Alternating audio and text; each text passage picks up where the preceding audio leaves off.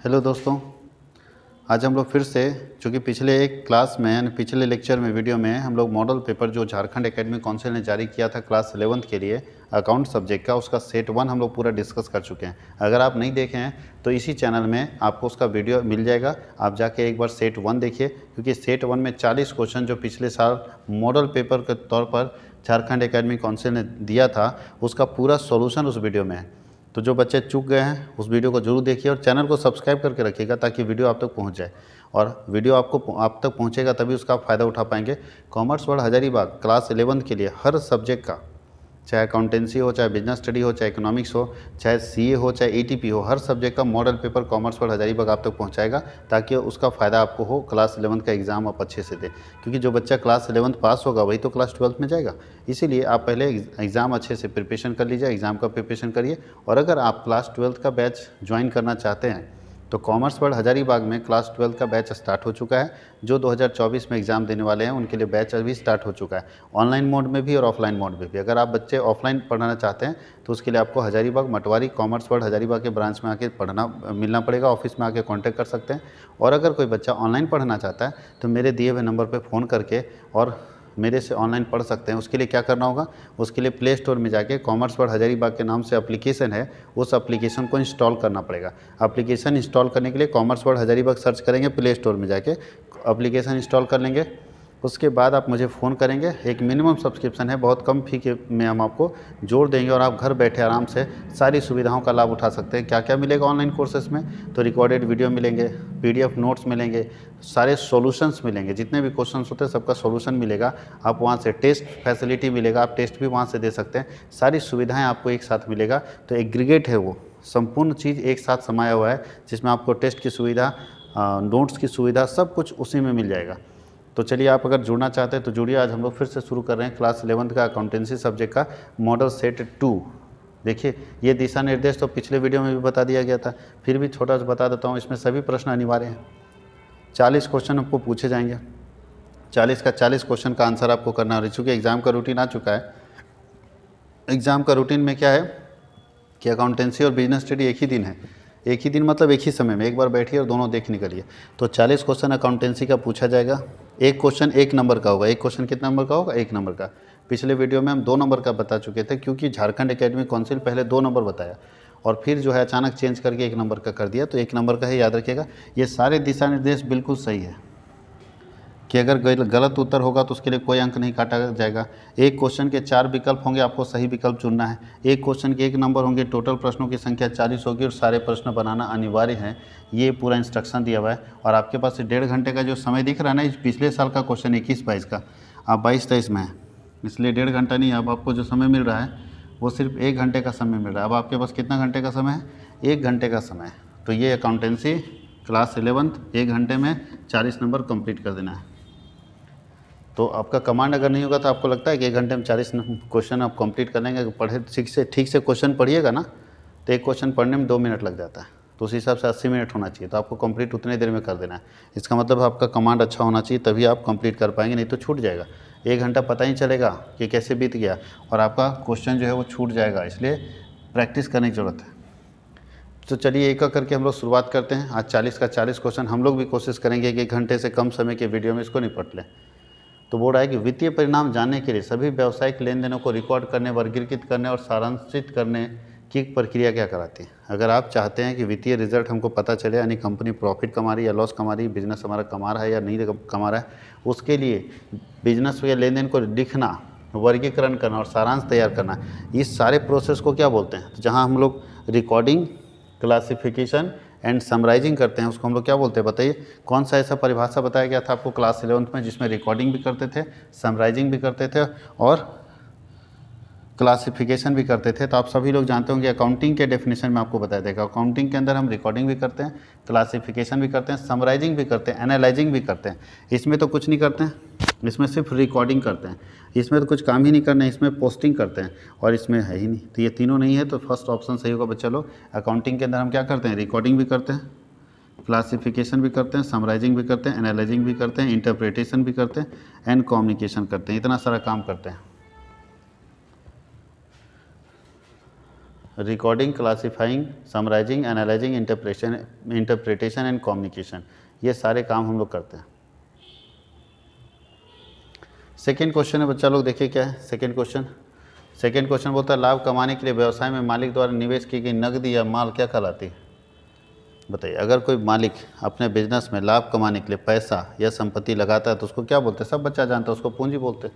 मालिक अपने बिजनेस में प्रॉफिट कमाने के लिए जो कुछ भी लगाता है, चाहे कैश लगाए चाहे संपत्ति लगाए, वो क्या कहलाता है? पूंजी कहलाता है। कहीं कोई दिक्कत है, उसको हम लोग पूंजी बोलते हैं। तीसरा, भारतीय इंस्टीट्यूट ऑफ चार्टर्ड अकाउंटेंट्स की स्थापना की गई थी। बताइए, भारतीय इंस्टीट्यूट ऑफ चार्टर्ड अकाउंटेंट्स की स्थापना कब की गई थी? ये तो बहुत ही फेमस क्वेश्चन है, सारे लोगों को पता होना चाहिए कि ICAI का इंस्टीट्यूशन का स्थापना कब हुआ था? तो 1949 में हुआ था। कब हुआ था? 1949 में। इसकी स्थापना 1949 में हुई थी। कब हुई थी? 1 जुलाई को। 1 जुलाई 1949 में इसकी स्थापना हुई थी। ICAI कौन है? ICAI क्या है? तो बोलता है ICAI एक ऐसा इंस्टीट्यूट है जो भारत में अकाउंटिंग जो हमारे पास अकाउंटिंग स्टैंडर्ड्स हैं वो भी यही बनाता है। भारत में पूरे अकाउंटिंग बॉडी को मॉनिटर करता है, इसी का काम है। और चार्टर्ड अकाउंटेंट को प्रोड्यूस करना भी इसी का काम है, इसलिए इसकी स्थापना 1 जुलाई 1949 को हुई थी। चलते हैं नेक्स्ट क्वेश्चन की तरफ। अगला क्वेश्चन बोलता है व्यापार छूट केवल क्रेडिट लेन देन पर दी जाती है? क्या ट्रेड डिस्काउंट केवल उधार लेन देन पर दिया जाता है? ट्रू है या फॉल्स है? तो ध्यान दीजिएगा, ट्रेड डिस्काउंट किसी पर भी दिया जाता है, चाहे लेन देन नगद हो या उधार हो। तो ये फॉल्स है, गलत बात है। केवल उधार लेन देन पर नहीं दिया जाता है। ट्रेड डिस्काउंट किसी पर भी दिया जा सकता है, लेन देन चाहे उधार हो चाहे लेन देन नगद हो, किसी स्थिति में भी ट्रेड डिस्काउंट दिया जा सकता है। आमतौर पर एक लेखावधि से शुरू होती है। बोल रहा है आम तो जनरली एक लेखावधि कब से शुरू होती है? तो जनरली 1 अप्रैल से। किधर 1 अप्रैल है? 1 अप्रैल से शुरू होती है। जनरली लेखावधि कब से शुरू होती है? 1 अप्रैल से शुरू होती है।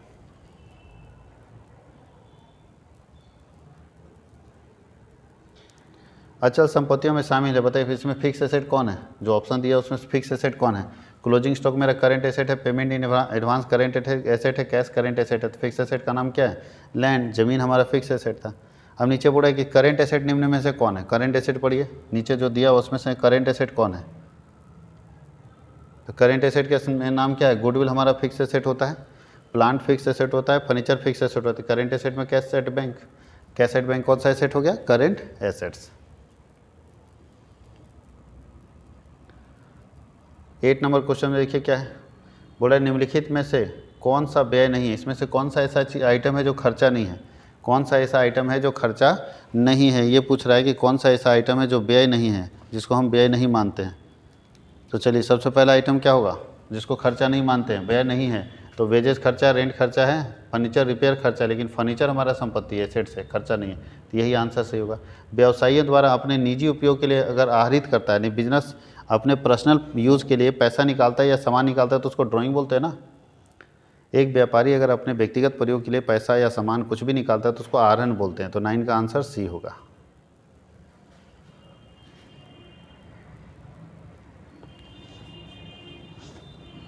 चलते हैं 10th और 11th क्वेश्चन में। 10th में बोलता है यह अवधारणा कि निकट भविष्य में एक व्यावसायिक उद्यम को बेचा या समाप्त नहीं किया जा सकता क्या कहलाता है? यानी ऐसी कौन सी अवधारणा है जिससे ये पता चलता है कि अभी नियरेस्ट फ्यूचर में, यानी अभी आने वाले समय में किसी बिजनेस को ना तो बेचा जा सकता है और ना उसको ख़त्म किया जा सकता है? ऐसा कौन सा अवधारणा है? तो कंसिस्टेंसी कॉन्सेप्ट है या गोइंग कंसर्न कॉन्सेप्ट। देखिए गोइंग कंसर्न कॉन्सेप्ट ये बताता है ना कि एक बिजनेसमैन ये सोच के बिजनेस स्टार्ट करता है तो उसका बिजनेस लंबे समय तक चलता रहे। तो अपने बिजनेस को लंबे समय तक चलाते रहने के लिए वो नहीं कभी चाहता है कि उसका बिजनेस बंद हो। तो अगर अपने बिजनेस को लंबे समय तक चलाना चाहता है तो उसके लिए जो कॉन्सेप्ट है उसका नाम है गोइंग कंसर्न कॉन्सेप्ट। क्या नाम है? गोइंग कंसर्न कॉन्सेप्ट, जो ये बताता है कि बिजनेस ना तो अभी बेचा जा सकता है और ना ही उसे समाप्त किया जा सकता है। व्यावसायिक इकाई अवधारणा में कहा गया है। बिजनेस इंटिटी कॉन्सेप्ट क्या बोलता है? बिजनेस इंटिटी कॉन्सेप्ट बोलता है बिजनेस अलग है और मालिक अलग है। बिजनेस अलग है और मालिक अलग। पढ़िए तो व्यवसाय को उसके मालिकों से अलग रखा माना जाता है, बिल्कुल सही है। व्यवसाय की कहीं लाभ के लिए है वो तो ठीक है, व्यवसायिक नियमित लाभ के लिए नहीं, फर्स्ट वाला ही सही होगा। बिजनेस इंटिटी बताता है कि बिजनेस और उसका मालिक अलग अलग होता है, बिजनेस और उसका मालिक अलग अलग होता है, ये बताता है बिजनेस इंटिटी कॉन्सेप्ट।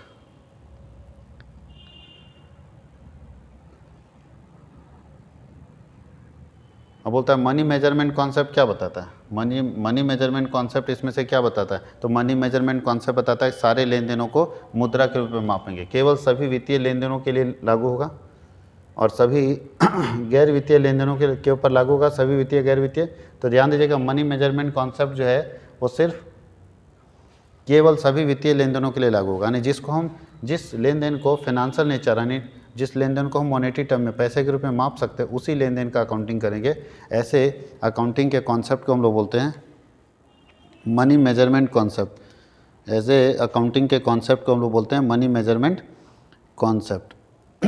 उसके नीचे है provision for taxation is made according to, बताइए टैक्स के लिए प्रावधान किसके अकॉर्डिंग हो रहा है, किसके अनुसार टैक्स के लिए प्रावधान किया जाता है, टैक्स के लिए इनकम टैक्स के लिए प्रावधान किसके अनुसार किया जाता है, तो रूढ़िवादिता कॉन्सेप्ट, पुरानी विचारधारा है, पुराना सिस्टम है कि भैया प्रोविजन करके रखो क्योंकि मार्केट में जितना उधार बेचोगे उसका 10% 5% डूब जाएगा, तो प्रावधान पहले से करके रखने को हम लोग बोलते हैं पुरानी अवधारणा, रूढ़िवादिता कॉन्सेप्ट, जिसको कंजर्वेटिज्म कॉन्सेप्ट बोलते हैं, पुरानी अवधारणा है। आगे लिखा अधि देनदारी और संपत्ति की राशि 90,000 और 1.5 लाख है, मतलब डेटर हमारा 90,000 है, मतलब हमारा उधार मार्केट में 90,000 है और एसेट्स हमारा 1.5 लाख है। तो बोलता है पूंजी बताइए, यहाँ देखो हिंदी गलत लिखा गया, हिंदी वाले झारखंड बोर्ड का सत्यानाश हो, हिंदी गलत लिख दिया, यहाँ देनदारी नहीं होना, यहाँ लेनदारी होगा तब ना, डेटर हम लिख दिए, यहाँ गलत लिख दिया, यहाँ देनदारी नहीं लेनदार है, लेनदारी हो, देख रहे कैसे बढ़ो। क्रेडिटर बोलता है लाइबिलिटी है 90,000 का और एसेट्स हमारा 1.5 लाख का, तो आप बचपन से पढ़े कैपिटल निकालने बोल रहे थे, assets minus liability first year से पढ़ते आ रहे हैं, 1.5 लाख हमारा एसेट्स है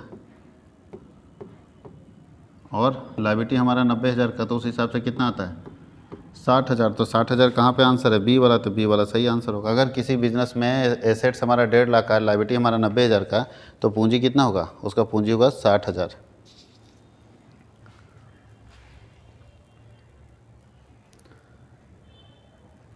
पंद्रह नंबर, पुस्त पालन का मुख्य उद्देश्य, the main objective of book keeping is, book keeping का मुख्य उद्देश्य क्या होता है, तो बुक कीपिंग का मुख्य उद्देश्य होता है कि सारे बिजनेस के वित्तीय लेन देनों के, सारे वित्तीय प्रकृति के लेन देनों के को बुक्स ऑफ अकाउंट्स में लिखना, बोलते हैं सौदे का पूर्ण अभिलेखन, कंप्लीट रिकॉर्डिंग ऑफ बुक्स, ठीक है, असर्टेन द फाइनेंशियल इफेक्ट, नहीं ये नहीं होता है, ये भी नहीं होता है, बोथ एंड विन होता नहीं फर्स्ट वाला।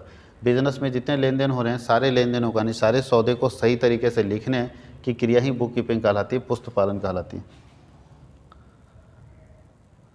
लेखांकन में लेखा होता है, बताइए लेखांकन में किस तरह के लेन देनों का लेखा होता है, तो केवल वित्तीय प्रकृति के लेन देनों का होता है, लेखांकन में केवल वित्तीय प्रकृति के लेन देनों का लेखा होता है, इसलिए लेखांकन में लेखा वित्तीय प्रकृति के लेन देनों का होता है। तो ऑप्शन हमारा कौन सा है, फर्स्ट वाला ऑप्शन सही है कि केवल वित्तीय प्रकृति के लेन देन, यानी जिस लेन देन को हम मुद्रा के रूप में व्यक्त कर सकते हैं, मुद्रा के रूप में माप सकते हैं, केवल उसी लेन देन का लेखा लेखांकन में किया जाता है।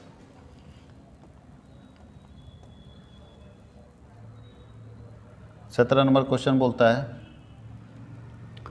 क्रय खाते को की शेष राशि को हस्तांतरित किया जाता है, the balance of purchase account is transfer to, purchase account का जो बैलेंस होगा उसको कहाँ ट्रांसफर कर देंगे, तो परचेज अकाउंट कहाँ जाता है, देखिए तो सबसे पहले पीएल अकाउंट में जाता नहीं, पीएल में परचेज लिखते नहीं, पीएल प्रिपरेशन में भी नहीं जाता है, पीएल एडजस्टमेंट्स में नहीं जाता है, परचेज अकाउंट ट्रेडिंग में, याद कीजिए ट्रेडिंग में डेबिट साइड में लिखते थे परचेज, तो बोलता है परचेज का खाता जो है वहाँ जाता है ट्रेडिंग अकाउंट में जाता है, परचेज का खाता ट्रेडिंग अकाउंट में जाता है, याद रखना इस चीज़ को।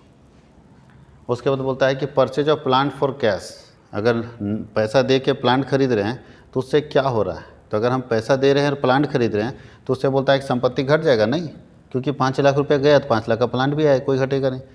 Keep the total assets unchange, मतलब कुल संपत्ति में कोई बदलाव नहीं आएगा, बिल्कुल यही बात सही है, कुल संपत्ति में कोई बदलाव नहीं आएगा, क्यों, क्योंकि 70,000 या 5 लाख का 5 लाख रुपये गया तो 5 लाख का प्रॉपर्टी भी तो आया, तो कहाँ नुकसान है, जो गया वो कैश है, कैश भी एसेट्स होता है, और जो आया है वो प्रॉपर्टी है, प्रॉपर्टी में मेरा एसेट्स होता है, तो जितना रुपया जा रहा है उतने का संपत्ति आ रहा है, तो हमारे बिजनेस पर कोई असर नहीं पड़ेगा, यानी बिजनेस में ना तो प्लांट घटेगा ना ही प्लांट बढ़ेगा।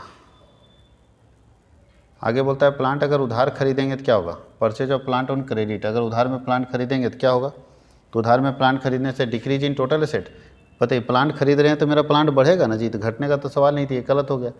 Keep the total asset unchange, अगर उधार में प्लांट खरीदे रहे तो प्लांट बढ़ेगा, तो ये भी गलत है। इंक्रीज इन टोटल एसेट, हाँ, अगर प्लांट खरीदेंगे उधार में, तो मेरा टोटल एसेट क्या होगा, बढ़ जाएगा। उधार में प्लांट खरीदने से कुल संपत्ति बढ़ जाता है, लेकिन ऊपर का दोनों गलत है। आगे बोलता है यह खाता अप्रत्यक्ष रूप से किसी व्यक्ति या व्यक्ति का प्रतिनिधित्व करता है। कौन सा इसमें खाता है जो किसी व्यक्ति या व्यक्ति का प्रतिनिधित्व करता है, तो उसको बोलते हैं रिप्रेजेंटेटिव पर्सनल अकाउंट। पहले बता चुके थे, प्रतिनिधित्व व्यक्तिगत खाता, यहाँ भी लिखा हुआ है कि ऐसा खाता जो किसी दूसरे व्यक्ति का प्रतिनिधित्व करता है वो कहलाता है प्रतिनिधित्व या प्रतिनिधि व्यक्तिगत खाता, रिप्रेजेंटेटिव पर्सनल अकाउंट।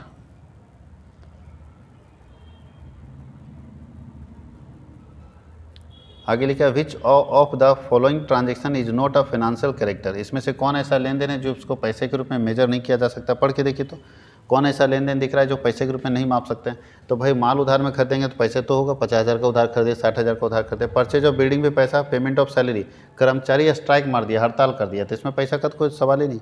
तो ये है नॉन मॉनेटरी ट्रांजेक्शन, यानी ऐसा लेन देन जिसको पैसे के रूप में मापा नहीं जा सकता, वो लेन देन है कर्मचारी द्वारा हड़ताल कर देना। मशीन खाता कौन सा अकाउंट है, मशीन अकाउंट कौन सा अकाउंट होगा, पर्सनल रियल नॉमिनल, तो मशीन अकाउंट रियल अकाउंट होगा। मशीन अकाउंट कौन सा अकाउंट है, रियल अकाउंट, जिसको देख सकते हैं, छू सकते हैं, खरीद सकते हैं, बेच सकते हैं, ऐसे खाते को कौन सा खाता बोलते हैं, रियल अकाउंट बोलते हैं। याद रखिएगा, ऐसा खाता है जिसको देखा जा सकता है, छुआ जा सकता है, खरीदा जा सकता है, बेचा जा सकता है, उस खाते को हम लोग रियल अकाउंट बोलते हैं। और मशीन हमारा कौन सा अकाउंट है, रियल अकाउंट है। सारे बच्चे इसको पूरे वीडियो को अच्छे से कंप्लीट करेंगे, क्योंकि अगर वीडियो नहीं कंप्लीट होगा तो आपकी तैयारी ख़राब हो जाएगी, और जब ख़राब हो जाएगी भैया तो सारी जो है सारा मेहनत, सारा पिताजी का पैसा, पेरेंट्स का पैसा सब बर्बाद हो जाएगा। इसलिए चाहते हो कि पेरेंट्स का पैसा बर्बाद हो तो मत पढ़ो, और चाहते हो कि नहीं अच्छा रिजल्ट आए तो भैया पढ़ो। युवा पीढ़ी पढ़ना छोड़ के पतली कमरिया में ध्यान दे रहा है।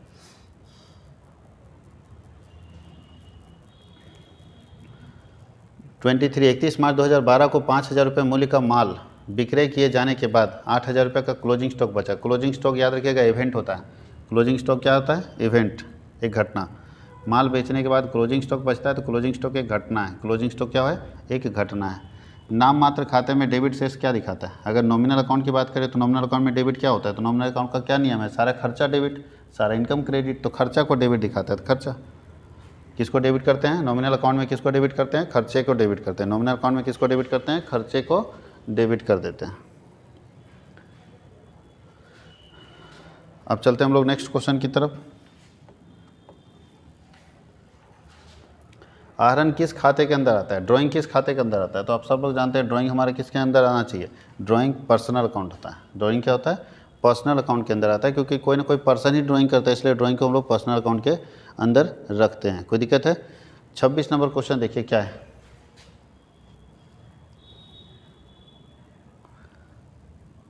26 नंबर में बोल रहा है पुस्त पालन की प्रारंभिक इकाई है। बुक कीपिंग का सबसे पहला चीज़ क्या है, बताइए। इसमें से सबसे पहले आपको क्या सिखाया गया था, जर्नल एंट्री, टोटल करना, बैलेंसिंग करना, नन ऑफ दी। तो आप सभी लोग जानते हैं सबसे पहले जर्नल सिखाया गया था। टोटलिंग लेजर में होता है, बैलेंसिंग भी लेजर में होता है, तो जर्नल सबसे पहले सिखाया गया। माल की नगद खरीद दर्ज की जाती है, कैश परचेज ऑफ गुड्स। अगर माल नगद में खरीदेंगे तो यहाँ कहाँ लिखेंगे, तो परचेज बुक में तो उधार जाता है, सेल्स बुक में खरीदने का लिख नहीं सकते, तो नगद खरीदने का कहाँ जाता है, कैश बुक में। नगद खरीदे या नगद बेचे उसका रिकॉर्डिंग कैश बुक में होगा, और उधार खरीदेंगे तो परचेज बुक में, उधार बेचेंगे तो सेल्स बुक में। फिर से रिपीट कीजिएगा, उधार खरीदेंगे तो परचेज बुक में, उधार बेचेंगे तो सेल्स बुक में, और जो नगद खरीदे बेचेंगे उसको कैश बुक में। तो इसमें कैश बुक सही एंट्री है, सही आंसर है इसका। बोलता है इसमें से कौन सी लेखांकन की सीमाएं नहीं है। इसमें कौन सा लेखांकन की सीमा, अच्छा मान्यता है पूछ रहा है, इसमें से कौन है जो लेखांकन की मान्यताएं हैं। तो पहले याद रखिएगा लेखांकन की मान्यता क्या, एक्सचेंज हो सकता है, पीरियड हो सकता है, यूनिट ऑफ मेजर हो सकता है, बिल्कुल सब हो सकता है। लेखांकन की मान्यताएं ऑल ऑफ दीज, सारे के सारे लेखांकन की मान्यताएं। डेबिट नोट कौन तैयार करता है, डेबिट नोट कौन तैयार करता है, किसके द्वारा डेबिट नोट तैयार किया जाता है बताइए। तो डेबिट नोट परचेजर तैयार करता है। डेबिट नोट क्या करता है, परचेजर तैयार करता है डेबिट नोट। और क्रेडिट नोट कौन तैयार करता है, सेलर। क्रेडिट नोट सेलर और डेबिट नोट परचेजर तैयार करता है, इस बात को याद रखिएगा। बताइए कैश अकाउंट हमेशा कौन सा बैलेंस रखता है, कैश को हमेशा कौन सा बैलेंस होता है। सारे बच्चे कैश बुक पढ़ें, कैश ऑलवेज और डेबिट बैलेंस। कैश बुक हमेशा कौन सा बैलेंस होता है, डेबिट बैलेंस। किस अवधारणा के अनुसार व्यवसाय के स्वामी को व्यवसाय का लेनदार माना जाता है। तो सेपरेट एंटिटी कॉन्सेप्ट, देखिए एंटिटी कॉन्सेप्ट के कारण, यानी ये मानता है एंटिटी कॉन्सेप्ट कि बिजनेस अलग है और उसका ऑनर अलग है, दोनों को अलग अलग मानता है। इसके कारण जो ऑनर पैसा बिजनेस में लगाता है तो उसको उधार मानता है, कर्जा मानता है कि मालिक हमको कर्जा दिया, उसके बदले में हमको उसको कमा के देना है। तो इसीलिए याद रखिएगा, एंटिटी कॉन्सेप्ट है जिसके कारण व्यवसाय के स्वामी को ही व्यवसाय का लेनदार माना जाता है। फर्नीचर का कारोबार करने वाले व्यापारी द्वारा खरीदा गया फर्नीचर उसके लिए क्या माना जाएगा? तो फर्नीचर का कारोबारी और फर्नीचर खरीदता है तो उसके लिए माल होगा। फर्नीचर के कारोबारी के लिए अगर फर्नीचर खरीदेगा तो उसके लिए कौन सा वर्ड यूज़ करेंगे? परचेज वर्ड यूज़ करेंगे।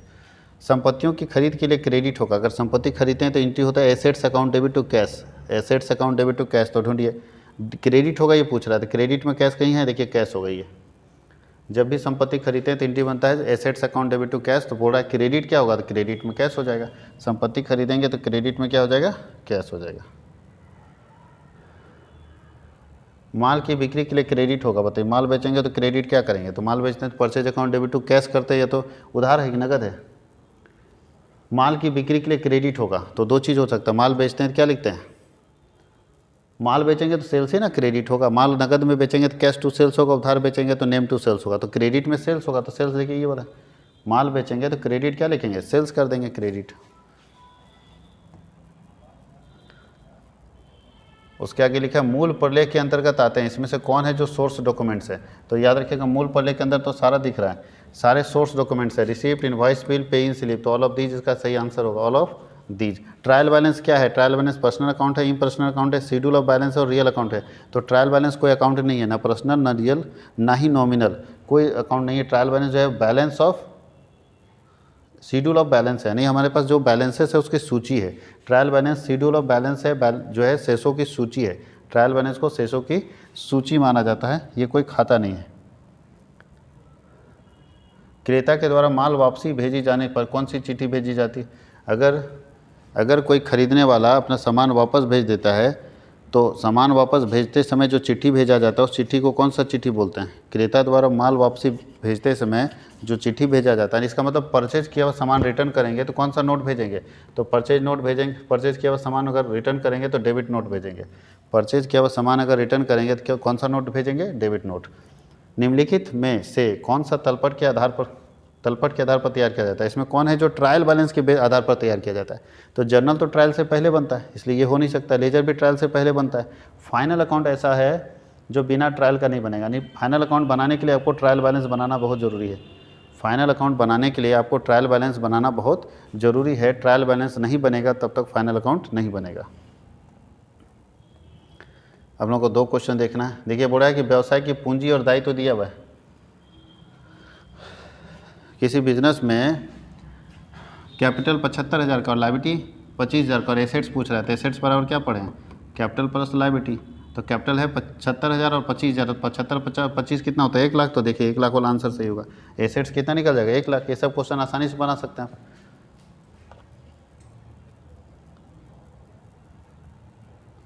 आगे लिखा है तलपट के दोनों पक्षों में मिलान नहीं होता है तब कौन सा खाता खोला जाता है? अगर ट्रायल बैलेंस का दोनों साइड आपस में नहीं मिलता है तो कौन खाता खोल के उसके बैलेंस को रखा जाता है? नहीं, ट्रायल बैलेंस अगर आपस में नहीं मिल रहा है तो किस खाते में रखा जाता है? तो सस्पेंस अकाउंट में रखा जाता है। बताए थे, जब भी ट्रायल बैलेंस आपस में नहीं मिलेगा तो सस्पेंस अकाउंट खाता खोल के और हम लोग उसमें उसके बैलेंस को रखते हैं जो बैलेंस मैच नहीं करता। मान लीजिए 5,000 का शॉर्ट कर रहा है तो 5,000 रुपया जो बैलेंस है उसको सस्पेंस में रखेंगे, जब तक वो गलती पता ना चल जाए तब तक हम लोग उसको सस्पेंस में रख के और अपने ट्रायल बैलेंस को मिला लेते हैं। जैसे जैसे गलती का पता चलता जाता है उसको सस्पेंस अकाउंट से हटाकर हम लोग हटाते चले जाते हैं, और जब सस्पेंस अकाउंट का बैलेंस 0 हो जाएगा तब हम मानेंगे कि मेरा ट्रायल बैलेंस बनाते समय कोई गलती नहीं हुई है। तो ये हम लोग सेट 2 कर लिए। अब हम लोग इंतज़ार करेंगे दूसरे पेपर का। इसको अच्छे से देखिए, बढ़िया से देखिए और अच्छे से तैयारी करते रहिए। Thank you.